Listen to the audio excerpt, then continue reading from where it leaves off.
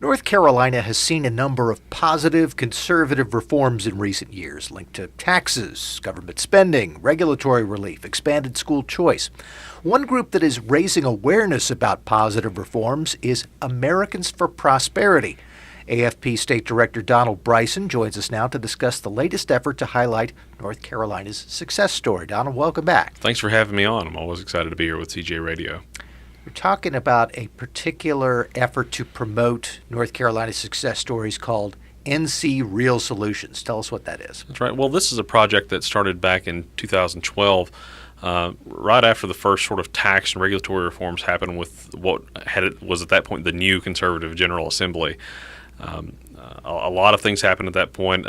Early on, the project was focusing on how tax reform for small businesses, but particularly also allowing the temporary, and I'm using air quotes, sales tax increase was allowed to sunset, and the sales tax went down. But at the same time, we balanced the state budget and provided more funding for state-funded teachers across the state. But since 2012, 2011, we've had 4 rounds of tax reform passed. We've had regulatory reform bills passed every year except for 2016.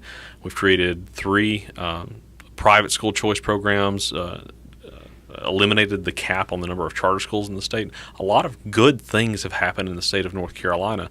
Unfortunately, we have some media presence in the state who won't talk about that. Earlier this year, on January 1st of 2017, as an example, the income tax rate for every North Carolinian went down. But instead, the headlines in the Charlotte Observer were about how the sales tax base was expanded, and it touched on nothing about income tax rates going down.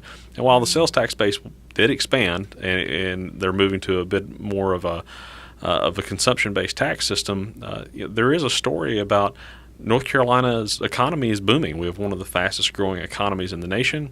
We've created more than 360,000 jobs. Our unemployment rate, as of Friday, August 18th, the North Carolina Department of Commerce reported our unemployment rate is at 4.1%, which is a far cry from when we had the 3rd highest unemployment rate in the nation at the height of the Great Recession at 11.5%. A good economist would tell you that correlation doesn't necessarily mean causation, but there is a very strong correlation with these tax reforms, regulatory reforms going along with this economic boom we're seeing in North Carolina.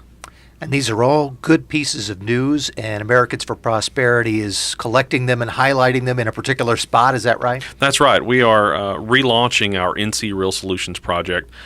In the past, it has been more of a, we'll run a TV ad sort of a thing, but we're trying to create a higher quality educational process with this. So there is a website now. We revamped the website at ncrealsolutions.com. People can go there, and we're going to roll out different ebooks about tax policy and regulatory policy and education policy, and highlight recent reforms that have happened in North Carolina. But along with that, we'll have a comprehensive grassroots approach where we'll be knocking on doors and making phone calls all around the state. But instead of advocating for a policy, we'll be trying to educate people on policies that have already passed. We'll also have town halls all around the state and run a lot of digital ads to promote the website. We are chatting with Donald Bryson. He is North Carolina State Director for Americans for Prosperity. And Donald, how important is it to get the word out? I mean, we've talked about the fact that there have been a number of interesting and important reforms, but not a whole lot of attention about them within the traditional media. Do you get the sense when you're out knocking on doors, talking to people, that North Carolinians know that these things have happened? No, I don't get the sense that they know that have happened. People that do know that have happened, as far as just the everyday North Carolinian, are the people that are very politically engaged. They're your precinct chair for the local Republican Party, or they're very involved with the local Tea Party, and they know what has happened at the state level. But what happens with a lot of people is they have what I call Fox News syndrome, where if it's not going on in Washington or somewhere on the international stage, they don't know that it's happened because the 24-hour news cycle doesn't cover state policy. But if you're on the side of people that are fighting for economic freedom, nothing's really happened nationally. Hasn't happened nationally for 9-10 years, even going back into the Bush administration. But at the state level, it's absolutely advancing, and North Carolina is an example of that. But you're seeing that all across the country in other states, where you have budget reform and labor reform in Wisconsin, you have pension reform in Iowa, Kentucky and Missouri, both and West Virginia all went right to work. And what does right to work policy mean for those states? Freedom is advancing in the states. The problem is that nobody in those states knows about it. You mentioned the impact of the media, but another reason why we might not be hearing so much about these things is the fact that this is good news and it's stuff that's happening kind of behind the scenes without a whole lot of conflict. Once the ideas actually get through the General Assembly and have been debated, you don't see people out there saying, "No, I'm mad because my taxes have gone down. No, I'm mad because there are fewer regulations." I mean, these are the types of things that are good news that happen sort of behind the scenes. That's absolutely true, and it's also a plausibility problem. Is it plausible that the General Assembly raised your taxes or lowered your taxes? Well, it's plausible they probably increased them because they're elected officials, and we all hate politicians, right? But on the other side, they actually did cut everybody's taxes. The sales tax rate is lower than it was in 2011. Everybody's income tax rate is lower than it was in 2011, 2013, 2014.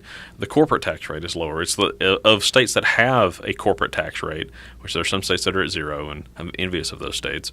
But of the states that do have one, North Carolina's is the lowest in the nation, and people don't know that, and they don't know what it means, and nobody is trying to draw the correlation between, hey, these correlate pretty closely with sort of the economic boom we're seeing in North Carolina. Our job numbers are amazing, and wage growth has increased so much so that in 2016 it was announced that we were going to have another revenue surplus at the state level, and the Department of Commerce at that point said this is largely because of wage growth throughout the state. Oh my gosh, people are making more money and they're having to pay more taxes. That's good news for the state of North Carolina, but nobody's highlighting that good news, and we're trying to fill that gap in the communication. Some people will hear us and cynically think, we usually hear all of this stuff around election time. Even if a group is officially nonpartisan, you only hear this stuff around election time. But you're talking about raising awareness here, not in the thick of a campaign fight, but just sort of outside of that normal process. Absolutely. It's important that people be aware of the public policy process and not only what is happening and what's being debated, but this is not an advocacy effort. This is an educational effort to talk about policies that have already passed. People just don't know about it. It's not in the thick of a campaign fight. We're not thanking anybody about for any votes or signing any bills or anything like that. It's just, hey, these policies have passed. Here's sort of the economic impact from that.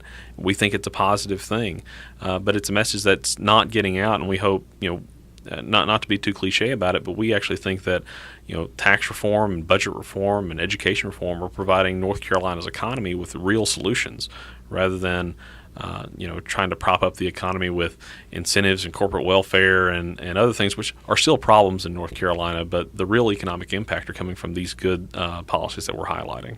You mentioned that name once again, NC Real Solutions. If people want to learn more, where should they go? They can go to ncrealsolutions.com or ncrealsolutions.org or ncrealsolutions.net. But just keep in mind, NC Real Solutions.